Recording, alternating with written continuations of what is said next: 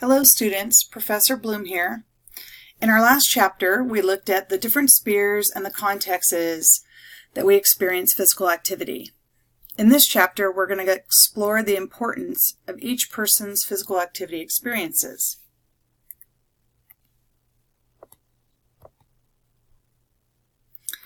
Physical activity experience is defined as training in, observation of, the practice of, or participation in physical activity to increase one's capacity for physical performance.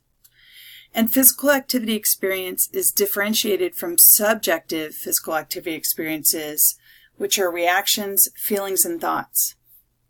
Kinesiologists are experts at designing and manipulating physical activity experiences to bring about the desired ends, such as improvement in skill, performance, health, and well-being.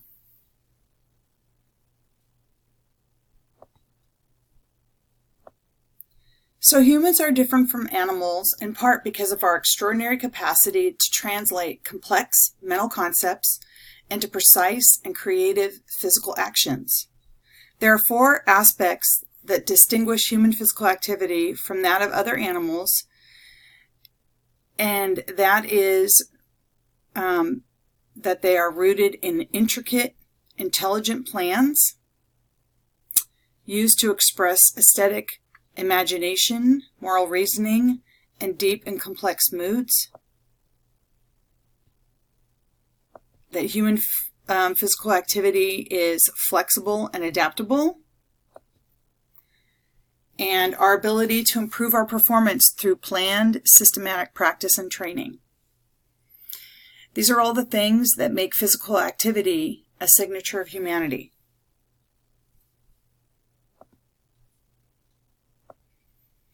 One of the questions that physical activity professionals are concerned with is, why do most of us fail to explore to its fullest potential something so fundamental to our human nature and so beneficial to us?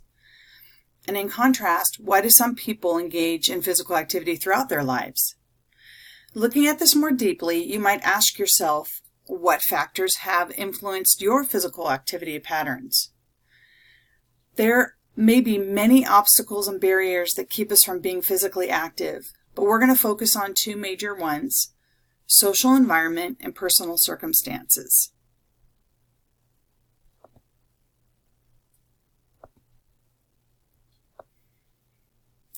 The people with whom you surround yourself can greatly influence your participation in physical activity. Did your parents model an active lifestyle? Did they encourage you to be active? Or were they highly sedentary people? What about your peers? Do your friends and significant others engage in a lot of physical activity? Or do they spend their time watching TV, playing video games, social networking, and other sedentary type behaviors? Did you have supportive and encouraging teachers and coaches? All of these people potentially influence you while you're growing up, and they continue to influence you today with regard to physical activity participation. It's important to note that all of these people can create social environments that discourage young people from seeking out physical activity experiences as well, especially PE teachers and coaches. Another major factor that influences the amount and kind of physical activity that a person experiences is their personal circumstances, such as where they live. Is it a rural area or is it highly populated? What are the weather conditions like? Does it rain there all the time, keeping you inside? Does it snow? Is it cold? Is it hot? Is there sunny weather? Do you have access to things like beach, lakes, mountains?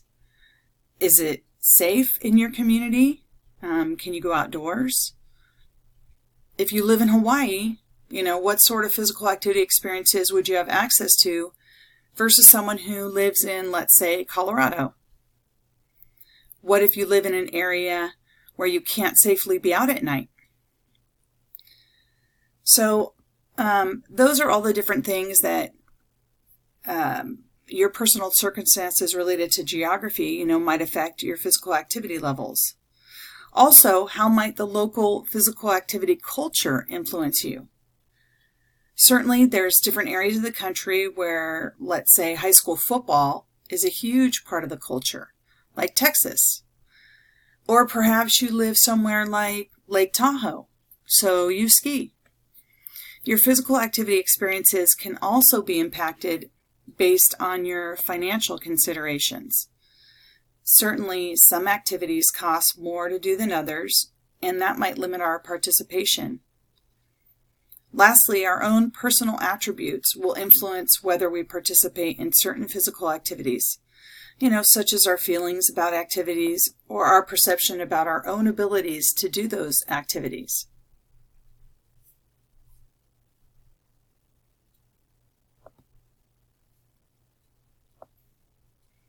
This is an interesting graph from our textbook that just shows the influence of income on sport and exercise activity participation. Certainly, certain sports require expensive equipment to participate in, or facility fees or access to facilities like golf, skiing, tennis, and those have higher participation rates from wealthy people.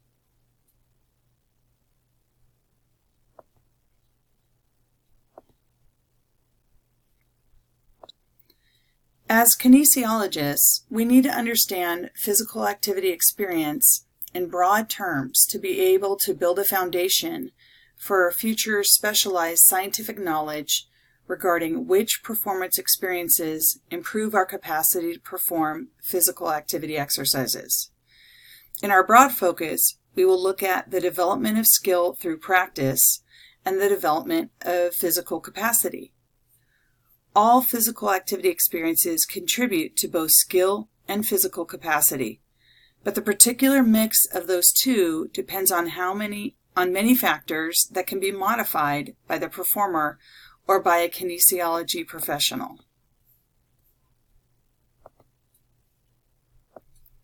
These effects of physical activity experiences can be understood by looking at the improvement continuum above. Movement experiences that focus on training result in greater conditioning that improves performance capacity. Movement experiences that focus on practice result in higher learning of motor skills and skill development.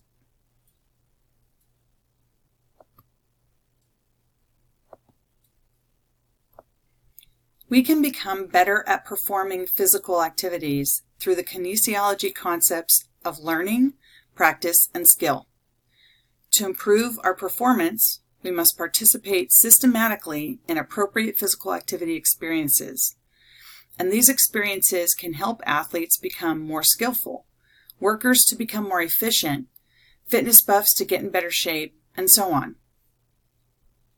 Motor skills are physical activities through which performers try to attain goals by executing efficient, coordinated motor responses.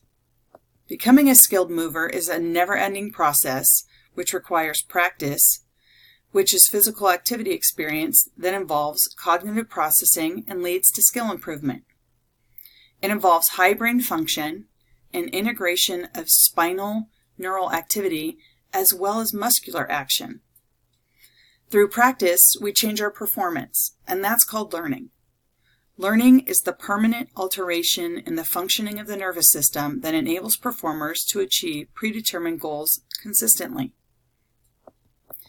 You may have heard the term muscle memory, which is really referring to the brain remembering rather than the muscles.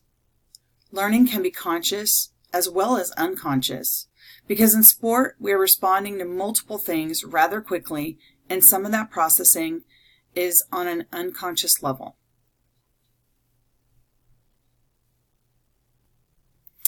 I'm going to pause in the lecture right now to give you the first half of the access code for the Chapter 3 lecture quiz. So this video, the lecture code, access code word, the first half is going to be soccer. And then you will get the second word that will combine with it in part 2. So again, The first half of the access code is soccer, SOCCER. Continuing on in the lecture, the second kind of change that is brought about by physical activity experience is physical performance capacity. Experiences known as training are used to develop such performance qualities as muscle strength and endurance, cardiorespiratory endurance, and flexibility. The state of having developed these qualities is known as conditioning.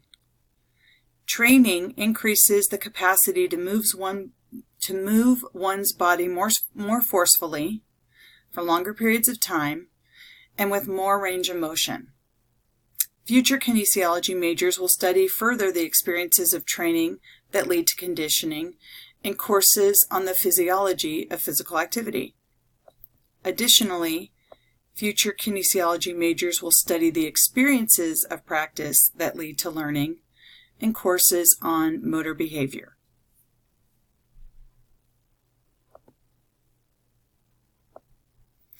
The differences between practice versus training can be summarized this way. Practice primarily affects memory, cognition, perception, and other central nervous system processes that are associated with problem solving. Training primarily produces effects that are largely peripheral to the central nervous system and that usually affect muscle, bone, soft tissue, and the cardiorespiratory system. So when you look at a physical activity, you need to determine, is practice or training more important in order to improve? And in deciding, ask whether success depends primarily on skill or on physical performance capacity. Because most physical activities incorporate both skill elements and physical capacity, improvement often requires both practice and training experiences. Baseball athletes might spend time in the weight room training combined with hours on the baseball field practicing. That's the end of the Chapter 3 lecture Part 1. Make sure you listen, please, to Chapter 3 lecture Part 2 before you take the quiz.